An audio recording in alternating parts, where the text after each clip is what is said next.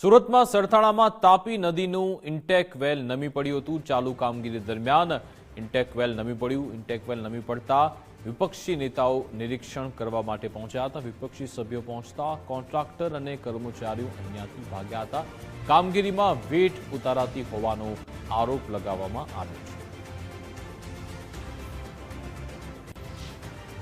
સુરત મહાનગરપાલિકા દ્વારા વિવિધ કરોડોના ખર્ચે પ્રોજેક્ટ છે તે હાલ તૈયાર કરવામાં આવી રહ્યા છે। જે પ્રોજેક્ટ અન્વયે સુરતના જે સરથાણા વિસ્તારમાં આવેલા જે તાપી નદીની અંદર ઇન્ટેક વેલનો પ્રોજેક્ટ પણ હાલ ચાલી રહ્યો છે।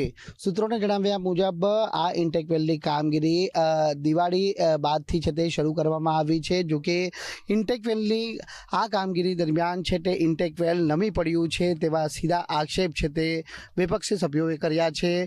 જે ઇજારદાર છે ને આમાં સૌથી મોટી ખામી ઇજારદારની છે, કારણ કે આ ઇજારદારને આવી અસંખ્ય ગોટાળાઓ કર્યા છે। તેમ છતાં કોર્પોરેશનમાંથી સૌથી ઊંચામાં ઊંચા ભાવથી આ કંપનીને ટેન્ડર આપવામાં આવે છે। ટેન્ડર આપ્યા પછી આની ઉપર એક જવાબદારી કન્સલ્ટન્સી હોય છે, પીએમસી, જેને પ્રોજેક્ટ મેનેજમેન્ટ કન્સલ્ટન્સી કહેવામાં છે। એની સંપૂર્ણ જવાબદારી છે।